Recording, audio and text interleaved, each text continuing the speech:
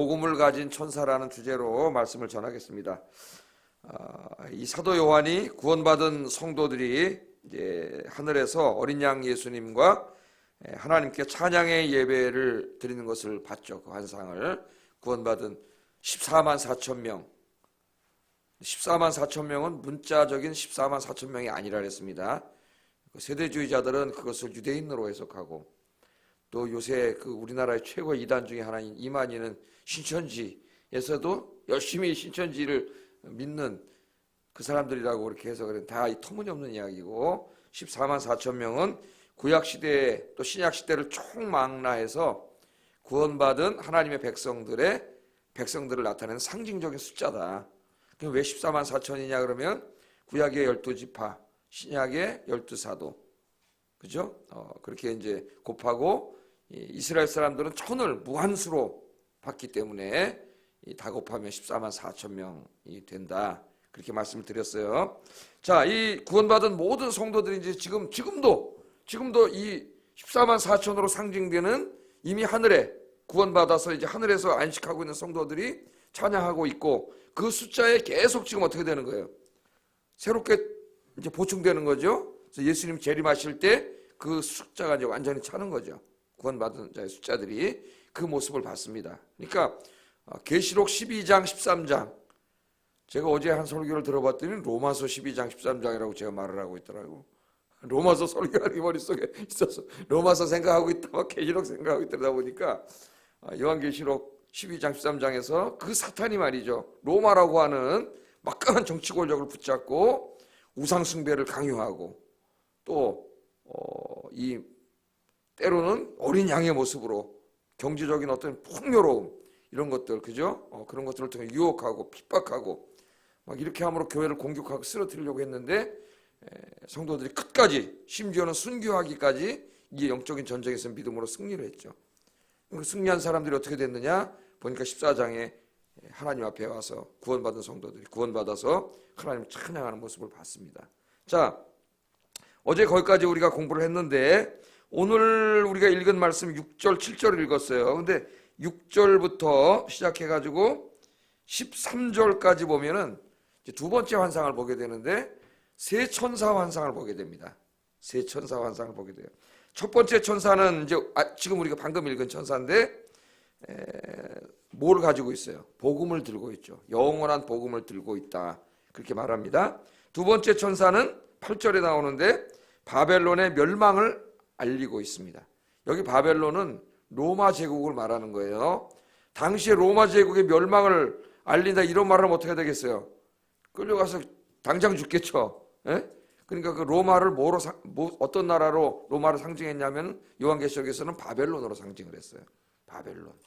바벨론은 한 500년 이 요한계시록에 쓰여지기 한 600년 전에 이스라엘 백성들을 괴롭히던 고통을 주던 그런 민족이죠. 자, 그 로마 제국의 멸망을 이야기하는 겁니다. 두 번째 천사는. 세 번째 천사는 9절에서 12절에 나오는데 이 사탄에게 또는 사탄의 무리에게 경배한 자들, 그 짐승의 표를 받은 자들, 하나님을 예배하지 않고 우상을 섬긴 자들이 하나님의 심판을 받는다는 것을 알리는 천사입니다.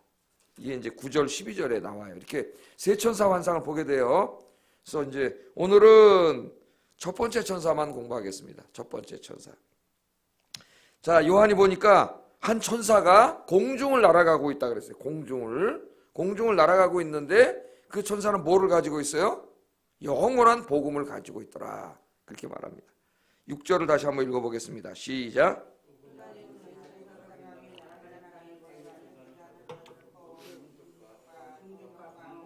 백성에게 전할 영원한 복음을 가졌더라. 그러니까 요한이 이렇게 환상을 보니까 저 공중에서 천사가 날아가는데 뭘 가졌어요? 복음을 가지고 있어요. 그 복음은 어떤 복음이에요? 모든 민족과 종족과 방언과 백성. 이 네 단어는 수로라 했죠. 수로. 같이 나오죠. 요한계시록에. 온 세상 사람들이란 말이에요. 그죠?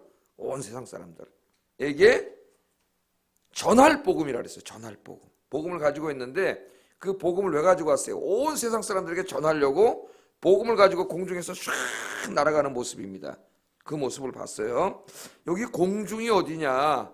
공중이 이게 뭐 어떤 사람은 우리 인간이 다다를 수 있는 저 하늘 끝이라고 해석하는 사람도 있고, 어떤 사람은 하나님이 계신 하늘과 사탄이 통치하고 있는 이 땅, 그 사이 중간 하늘이라고 하는 사람도 있습니다. 어쨌든 이 하늘은 뭐예요?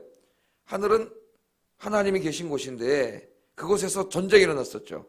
누가? 사탄이 누구와? 미가엘과 전쟁을 일으켰죠. 사탄이. 그래서 전쟁을 하고 있었는데 어떻게 미가엘이 이겼어요?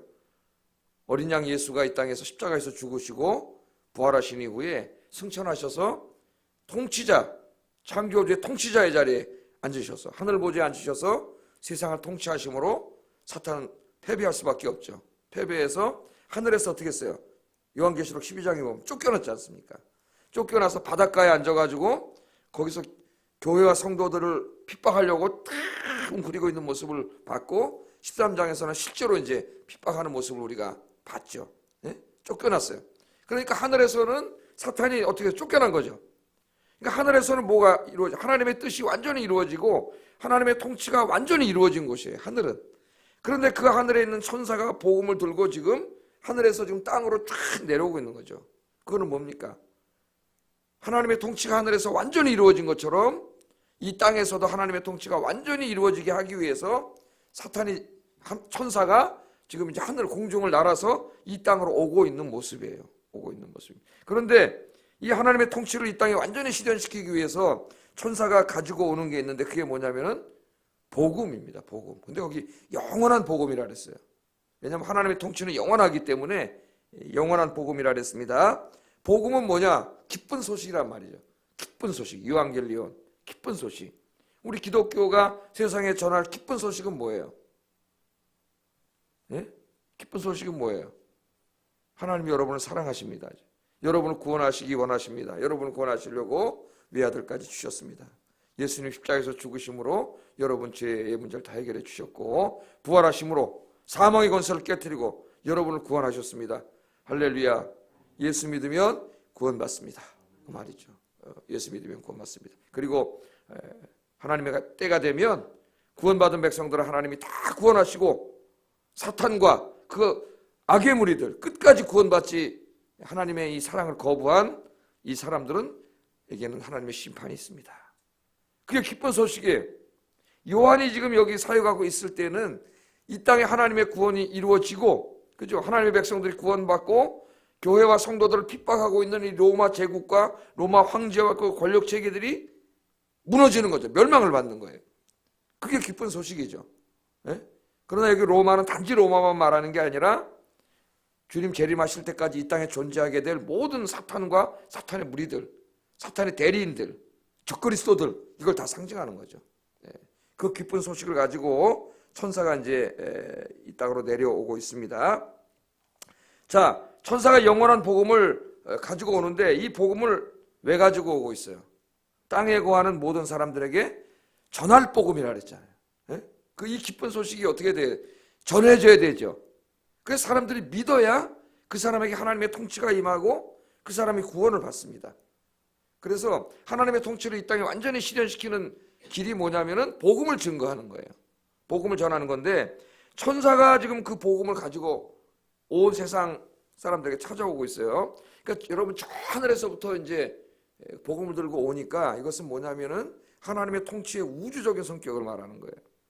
우리가 여러분 저 비행기를 타고 여러분 가도 우리나라 전체가 보여요, 안 보여요?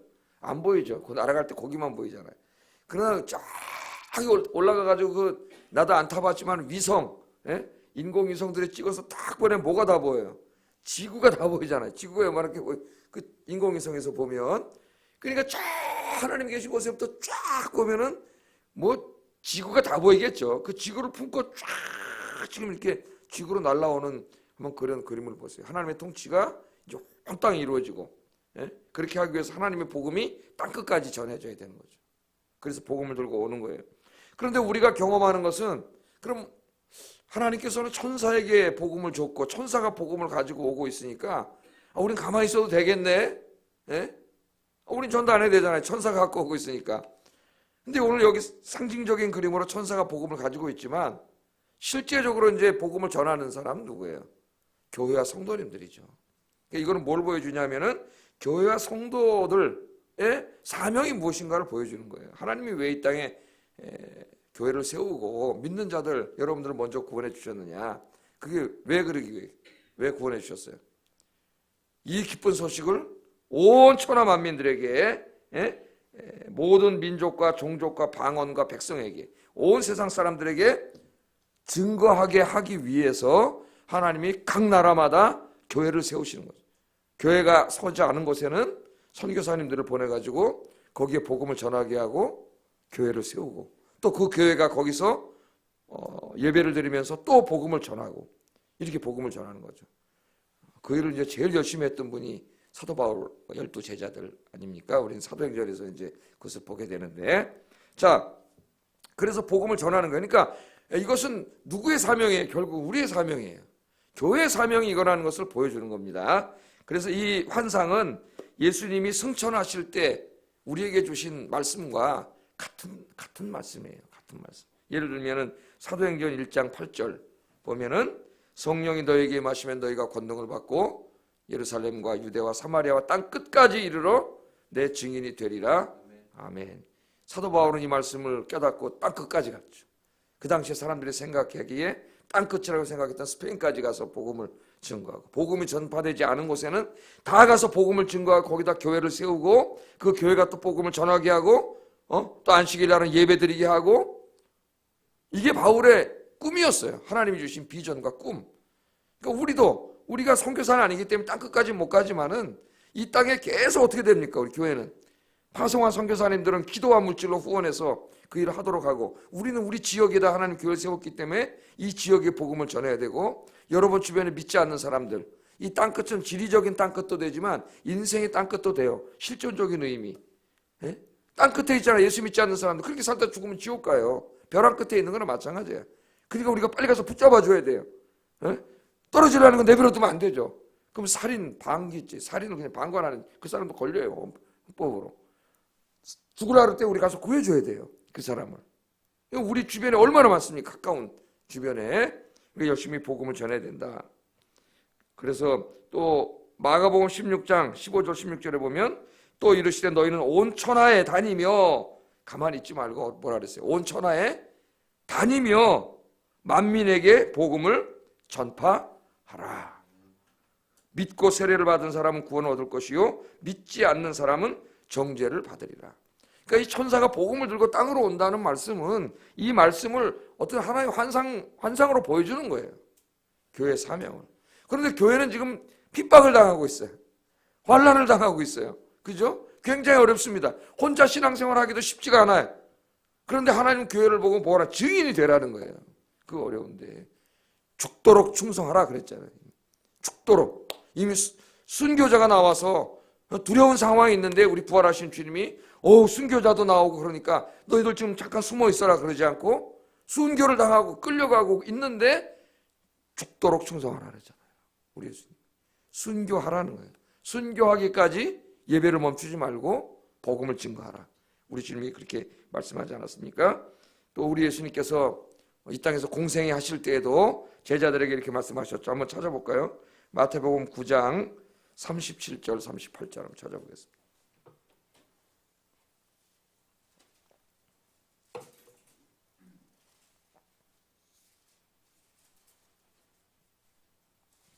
마태복음 9장 37절 38절 읽어보겠습니다. 시작. 이미 제자들에게 이르시되 추수할 것은 많되 일꾼이 적으니 그러므로 추수하는 주인에게 정하여 추수할 일꾼들을 보내주소서 하라 하시니라. 아멘. 추수할 게 많아. 추수할 게. 추수한다는 말은 뭐예요? 여기서는 전도죠. 이 문맥에서는 오늘 또 이 요한계시록 14장에도 추수하는 게 나옵니다. 이제 다음 주에 공부하겠지만은, 자, 추수할 건 많은데 전도해. 생명을 구원해. 추수해서 곳간에 드려야 돼. 곳간은 이제 하나님 나라죠. 하나님 나라로 추수해서 하나님 나라로 들어오게 해야 될 사람이 너무 많은데 누가 없어요? 추수할 사람이 없어요. 농사 아무리 많이 지면 뭐예요? 시골에 이렇게 차 타고 가다 보면은 감나무들이 막 다 집집마다 몇 개씩 있는데 감이 주렁주렁 열렸는데 딸 사람이 없어가지고 그냥 주렁주렁 매달리다 다 이렇게 쪼그라들어가지고 땅에 떨어지고 그냥 없어지죠. 그 과일이 아무리 많이 열리면 뭐예요? 딸 사람이 없는데 다 버리는 거죠. 소용이 없는 거죠. 추수할 곡식은 많은데 전도하는 사람이 없어. 죽어가는 사람은 많은데 전도하는 사람이 없어. 그러니까 예수님이 전도하는 사람 좀 보내달라고 기도하자, 안타까워서 그렇게 말씀을 하셨잖아요. 그런데 14장 이제 14절 16절 또 그 오늘 14장 마지막 절까지 20절까지 보면은 14절에서 20절까지 보면은 추수꾼이 나와요. 추수꾼. 이게 이제 얘 또 이용해 먹는 데가 또 이만희 신천지고, 여기 보면은 추수꾼이 나오는데 알곡은 추수를 해서 곡간에 드리고, 그 다음에 포도 또 추수를 하는데 포도즙에 넣어서 짜가지고 심판하는 모습이 나옵니다. 그러니까 이 요한계시록에 예수님이 추수를 하시는데 알곡을 곡간에 드리는 추수는 이제 구원을 하시는 거죠. 예수 잘 믿고 신실한 성도들을 곡간에 드리는 마지막 때 그 구원을 말하지만, 이 우리가 읽은 지금 마태복음의 추수는 전도하는 거예요. 그러니까 이 말씀이 우리에게 적용될 때는 우리가 뭘 해야 돼? 추수를 해야 되는데 우리가 전도를 해야 돼. 전도. 우리 주변에 너무 많아요. 지금 그런 사람들이. 지금 지옥 갈 사람들이 너무 많아요. 이걸 우리가 안타깝게 여기고, 특별히 천사로 하나님 보내주셔서 복음을 들고 막 급히 땅으로 내려오는 이 긴박한 모습을 우리가 이 환상을 봐야 된다는 거죠. 긴박하다면 언제 죽을지 몰라요. 죽으면 끝이에요. 육신의 죽으면 그다음 기회가 없는 거죠. 언제 인간이 세상을 떠날지 모르기 때문에 그 사람이 나랑 같이 끝까지 한 집에 사는 사람일 수도 있습니다. 내 가까운 친인척, 내 이웃들, 친구들, 이거 어떻게 할 거예요? 그들에게 하나님의 통치가 이루어지고 그들이 이 추수할 때 알곡으로 하나님 나라 곳간에 들어가기 위해서는 복음을 들어야 돼요. 듣지 않는데 어떻게 믿겠어요? 로마서에서 그랬죠. 전하지 않는데 어찌 듣고, 듣지 않는데 어찌 믿으리요. 전하는 자가 있어야 될 거 아니냐. 그래서 여러분들 이 사명을 잘 감당하시는 여러분 되기를 주의 이름으로 축복합니다. 이거는 교회가 잊어버렸어요. 우리 초기 복음이 들어올 때는 정말 엄청난 복음의 열정이 뜨거웠는데 점점 이 복음의 열정이 없어지고 있습니다. 그래서 전도는 그냥 전도 잘하는 사람이 하는 거고, 나는 그냥 뭐 평생 전도 안 해도 이렇게 돼 있어요. 여러분들 이제 이 세상을 떠나기 전까지 하나님 우리에게 아염교회를 섬기도록 주셨는데, 한번 떠나기 전에 한번 되돌아보면 내가 진짜 우리 교회 평생 다니면서 내가 전도해서 우리 교회 댕기는 사람이 몇 명 있나, 이거 생각해 봐야 됩니다. 내가 전도해서 지금 우리 교회 나와서 신앙생활하는 사람이 몇 명이나 한번 여러분 생각을 해보세요. 내가 전도해서 지금까지 우리 교회 나온 사람이 있는지. 우리가 심각한 마음으로 정말 우리가 이 가슴에 기도하고 회개해야 돼요. 올 한 해는 정말 열심히 전도하는 여러분 되기를 주의 이름으로 축복합니다. 자, 그런데 이 복음을 들고 하늘을 날아서 이 땅으로 오는 천사가 큰 음성으로 무엇인가를 외치고 있습니다. 외치고 있어요. 뭐라고 외치고 있느냐? 7절을 한번 읽어보겠습니다. 시작. 그가 큰 음성으로 이르되 하나님을 두려워하며 그에게 영광을 돌리라. 이는 그의 심판의 시간이 이르렀음이니 하늘과 땅과 바다와 물들의 근원을 만드신 이를 경배하라 하더라. 아멘. 자, 천사가 외친 메시지는 뭡니까? 하나님을 두려워하여 하나님께 영광을 돌리라. 온 천하 만민 사람들에게 하는 말이죠, 이 말. 근데 그들은 귀가 먹어서 못 듣는 거지. 천사가 하는 말인데, 그죠? 우리는 들어야죠. 우리는 들어야 돼. 어떻게 하라는 거예요? 하나님을 두려워한다는 말은 하나님을 경외한다는 말이죠. 하나님을 경외해 하나님께 영광을 돌리고, 창조주 하나님, 생명의 하나님, 구원의 하나님께 찬양과 영광을 돌리고, 14만 4천 명이 찬양하고 있었잖아요. 찬양과 경배를 드리고, 그 다음에는 창조주 하나님을 경배하라 그랬죠. 거기 하늘과 땅과 바다와 물들의 근원을 만드시니 창조주 하나님이잖아요. 창조주 하나님을 경배하라, 예배하라, 예배하라, 그렇게 외치고 있습니다. 그러면서 그 사이에 있는 말이 뭐예요? 심판의 날이 가까웠다. 그러니까 이 심판의 날은 악인들에게는 심판의 날이고, 여러분 믿는 여러분들에게는 구원의 날이에요. 양면성이 있습니다. 우리 예수님이 딱 재림하시는 그날은 믿는 자들은 구원을 받는 날이에요. 추수해서 곡간에 들어가는 말이고, 알곡들은, 나머지 쭉쟁이는 어떻게 돼요? 심판을 받는 날이에요. 그날 완전히 갈라지는 거예요, 이 날이. 그러니까 그 날이 가까웠다. 그런데 여기는 복음에 대해서 얘기하고 있기 때문에 심판의 날이 가까웠다는 걸 알리고 있어요. 그러니까 영원하지 않아요. 기회가 영원히 있는 게 아니에요. 이 날이 가까이 왔다는 거예요. 가까이 왔기 때문에 그렇게 많은 시간이 있지 않다는 거예요. 그래서 어떻게 돼요, 우리가? 뭐라고 외쳐야 돼요? 하나님을 두려워하여 하나님께 영광을 돌려라. 창조자 하나님을 경배하라. 우리가 천사의 입이 돼서 이제는 천사가 하는 이 말을 천사가 하면 못 듣잖아요. 누가 해야 돼? 우리가 해야 되죠. 우리가 해야 돼. 그래서 여기 이 말씀을 통해서 우리는 뭘 알게 되냐면 전도의 궁극적인 목적이 뭔가를 우리가 알게 됩니다. 전도의 궁극적인 목적은 그 사람의 영혼을 구원하는 게 아니에요. 물론 그거는 중요한 일이죠. 한 사람을 구원하기 위해서 우리가 전도합니다. 그러나 그것으로 끝난 게 아니라는 얘기예요. 궁극적인 게 아니에요. 궁극적인 건 그 사람을 구원해서 그 사람으로 하여금 하나님을 경외하고 하나님께 영광을 돌리고 하나님을 예배하도록 하기 위해서예요. 이걸 잊으면 안 돼요. 그래서 교회 존재의 두 번째 또 이유는 뭐예요? 예배입니다. 예배. 여러분은 구원받으신 분들이잖아요. 구원받으신 분들은 14만 4천 명이 천상에서 그 구원의 주님을 찬양하고 경배하고 있는 것처럼 이 지상에서 우리도 똑같이 하나님을 찬양하고 경배하는 예배를 드려야 돼요. 감격적인 예배.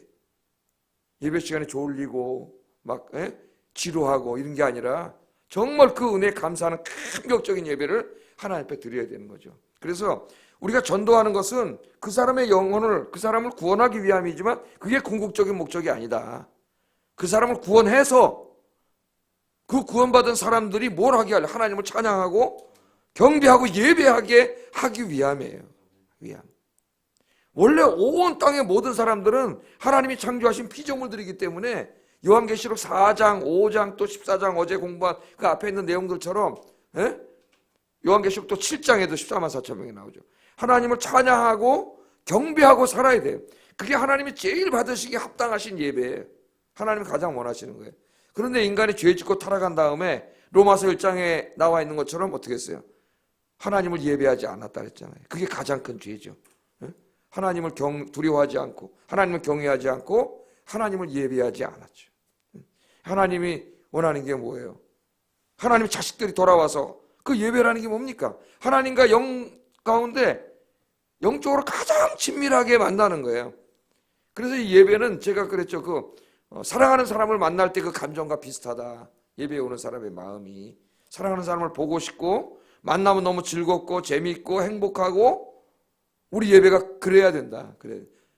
예배 끝나고 세상에 나가면 하나님 잊어먹고 살잖아요. 하나님 잊어먹고 세상이 좋아가지고 세상에 가늠한다 그러죠. 성경에서는. 예?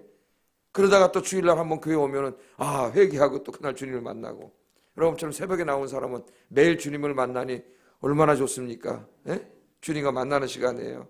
그 주님이 만날 때 여러분 치유해 주시고 기도 응답해 주시고 그죠? 여러분 안수해 주시고 은혜를 주시고 이 세상을 이겨나갈 수 있는 힘도 주시고 하나님 다 주시잖아요. 우리를 괴롭히려고 그러는 게 아니라 우리에게 복을 주시기 위해서 하나님이 예배하기를 원하세요. 제일 기뻐하시는. 그래서 이사야 43장 21절에 그 유명한 말씀이 있잖아요. 이 백성은 내가 나를 위하여 지었나니 나의 찬송을 부르게 하려 합니다. 찬송을 부른다는 노래만 부른다는 게 아니고 하나님을 경외하고 찬양하고 예배하는 거죠. 이스라엘 백성들을 왜 하나님을 찬양하고 경배해야 되는데 사람들이 안 그러니까 이스라엘을 택해가지고 찬양과 경배를 받기 위하여 너를 구원했다. 하나님이 그렇게 말씀을 하시는 겁니다. 그래서 우리는 여기서 하나님이 가장 원하시는 것이 하나님이 창조하신 백성들과 모든 피조물들이 천군 천사가 지금 천상에서는 그렇게 예배하고 있습니다. 하나님을 예배하는 그날이 오도록 천사를 지금 보내는 모습이에요. 하나님 가장 기뻐하시는 일이에요. 그런데 지금 사람들이 창조자 하나님을 예배하지 않고 자신들이 만들어 놓은 피조물들을 섬기고 예배하고 있잖아요. 그게 로마서 1장에 나오지 않습니까? 가장 큰 죄악이죠. 그래서 우리는 깨닫게 되고 또 우리에게 하나님이 십계명을 주셔서 그것을 깨닫게 하기 위해서 수요일날 공부한 것처럼 일주일 가운데 하루를 정해주시고 그날은 구별하라 그랬어요. 거룩한 날로 구별해서 그날은 너를 위해서 일하지 말고 돈 벌기 위해서 일하지 말고 너뿐만 아니라 네 종들도 다 일하지 말고 어떻게 하라 그랬어요? 나를 구별해서 거룩하게 하고 하나님을 예배하는 날로 지키라 그랬습니다. 제가 수요일날 이제 다 설교했죠. 신약의 예수님이 오셔서 십자가에서 죽으시고 부활하심으로 그 안식이라는 말은 원래는 안식은 하나님 나라에서 영원한 안식이 있는 건데 그 주일 안식일 날 안식을 누리라는 거예요. 근데 이제 이 안식이 주님이 십자가와 부활로 완성이 됐기 때문에 초대교회에서는 이제 어느 날을 지켰어요? 하루에 일주일의 마지막 날을, 구약에는 일주일의 마지막 날을 지켰는데 신약에서는 일주일의 첫날. 왜? 주님이 부활하신 날. 그러니까 어떤 그 정신 나간 교수들이, 예? 학자라고 하는 그 나부랭이들이 하는 말이 뭐 일주일에 아무나 예배도 드려도 된다는 이런 말도 안 되는 그런 자유주의 신학자들에게 속으면 안 됩니다. 주님이 부활하신 그날, 그날이 안식이 완성된 날이기 때문에 그날 우리가 예배를 드려요. 예배를 드리고 또 제가 우리 장로교의 기초가 된 우리 그 교리의 뼈대인 웨스트민스터 신앙 고백서에 뭐라고 나온다 그랬어요? 이 말씀이 나온다 그랬죠. 그래서 주일은 기독교의 안식일이다. 17세기에 영국에 있는 우리 장로교 신학자들, 목사들, 또 영국의 국회의원들, 경건한 국회의원들, 그때 영국은 기독교 국가니까 의회에서 모여서 웨스트민스터 이 신앙 고백, 신도교를 만들고 그 다음에 이것을 문답식으로 효과적으로 가르치려면 질문식 공부가 제일 좋다는 거죠. 그래서 좀 초신자들이나 어린이들을 위해서는 소요리 문답, 또 좀 어려운 이제 좀 신앙 수준이 있는 사람은 대요리 문답 이렇게 만들어 가지고 그걸 가르치도록 했어요. 근데 그 당시 이제 비슷한 그 문답식 교육 방법이 독일에서도 이제 하이델베르그 교리 문답도 나오고 뭐 벨직 교리 문답도 나오고 각 나라에서 여러 개가 나왔습니다. 그것들을 가지고 지금 우리나라에서 교육을 시키고 있어요. 그래서 이번에도 이제 또 하이델베르그 요리 문답 가르치려고 그랬는데 지금 이제 아직 못 하고 있는데 곧 하게 되겠죠. 네. 그래서 우리 기독교 전통은 이 주일이 바로 주일이 뭐예요? 안식일이에요. 안식일. 주일이 바로 안식일. 그날은 하루를 구별해서 우리가 뭐 하는 날이에요? 하나님을 예배하는 날이에요. 그것은 하나님이 주신 명령이기 때문에 그 누구도 그 날을 예배하지 않아도 된다고 이야기할 수 있는 사람은 아무도 없다. 그래서 제가 이렇게 얘기했죠. 종교개혁 시대에 가장 논쟁이 뭐냐면 최종 권위는 어디에서 오는가? 이런 모든 것들을 결정하는 최종 권위는 어디에서 오는가? 로만 가톨릭의 교황과 주교들은 뭐라 그랬냐면 교회에서 온다. 최종 권위는 교회. 교회가 정하면 된다는 거예요. 그랬더니 칼빈, 루터 이런 종교학자들이 뭐라 그랬어요? 무슨 말도 안 되는 소리예요. 최종 권위는 교회에서 오는 게 아니라 하나님의 말씀에서 온다. 이거 잊으면 안 됩니다, 여러분. 그까지는 교황. 뭐 교황은 지금 무슨 뭐 총회장 이런 정도가 되는 사람이 아니. 그 당시 황제보다도 권한이 센 사람이에요. 그 앞에서 목숨을 건 겁니다, 그거는. 교회 모든 권위는 최종 권위는 이거 뭘 결정할 때 최종 권위가 있어야 될 거 아니에요. 그게 가톨릭은 뭐예요? 교황이에요. 주교들이에요. 교회예요. 교회다. 아니다. 하나님의 말씀이다. 하나님의 말씀에만 순종한다. 당신들이 틀렸기 때문에, 교황이 틀렸기 때문에, 로마 교회가 타락했기 때문에, 말씀에서 떠났기 때문에 우리는 말씀의 권위를 최고의 권위로 여기기 때문에 로마 교회에 순종할 수 없다. 그게 개혁가들의 입장이고, 그래서 어떤 사람들은 루터 이전에 종교학자들은 화형당한 사람도 있어요. 화형당한 사람도. 우리는 하나님의 말씀대로 믿고 안식일을 기억하여 거룩하게 지키라. 그날을 구별하여 거룩하게 하고 모든 일을 하지 말고 하나님을 예배하라 하신 주님의 말씀, 주님 나라 갈 때까지 순종하는 저와 여러분 되기를 주의 이름으로 축복합니다.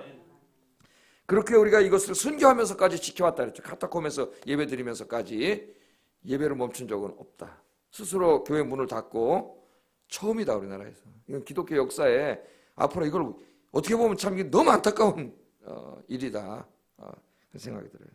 우리 믿음의 선조들은 얼마나 신앙심이 뛰어났는지 주일날 하루 예배, 하나님 이제 안식일날 드리라 해서 주일날 예배 드리면 되는데 주일날 예배로서는 우리의 은혜로운 신앙생활을 유지하기가 힘들다는 것을 깨닫고 새벽 기도를 하기 시작했어요. 새벽 기도. 그러나 그건 우리나라 사람만 한 게 아니라 원래 성경에 있는 거예요. 새벽 기도를 했고 그 다음에 수요 또 기도회. 그 옛날에 뭐라 찬양 예배라 그랬나요? 수요 찬양 예배라 그랬나요? 명칭을?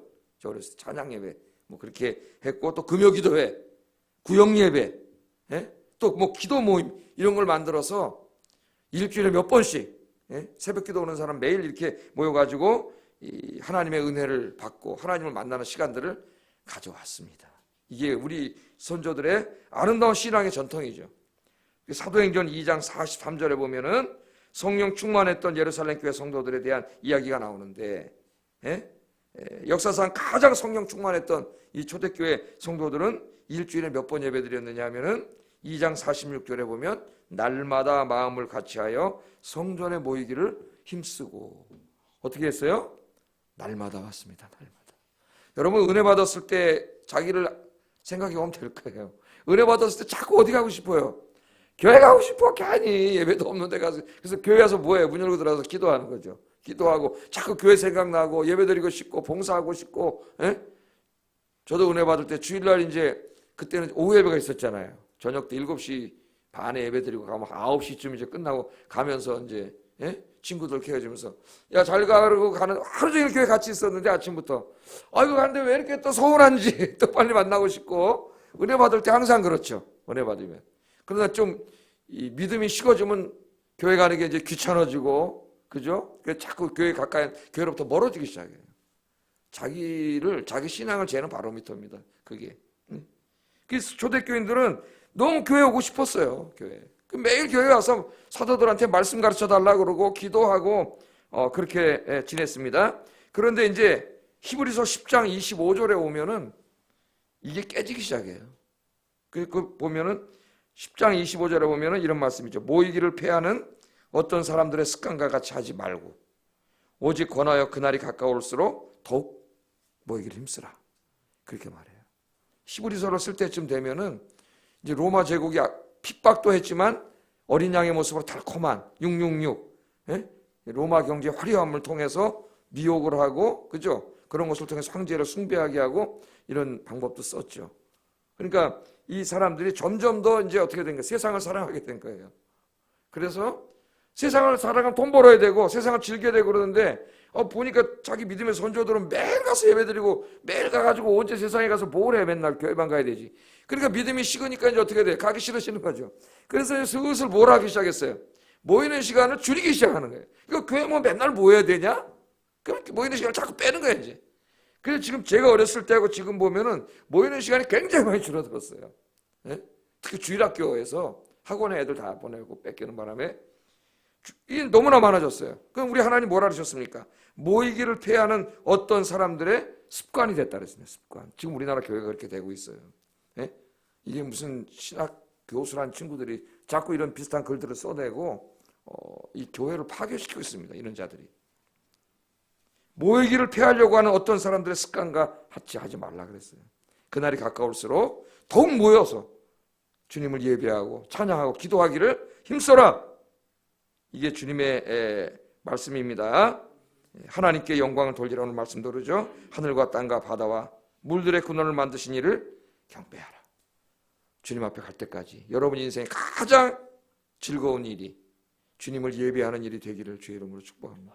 여러분의 가장 행복한 시간이 이렇게 새벽에 나와 기도하고 예배하는 시간이 되기를 주의 이름으로 축복합니다. 기도하겠습니다.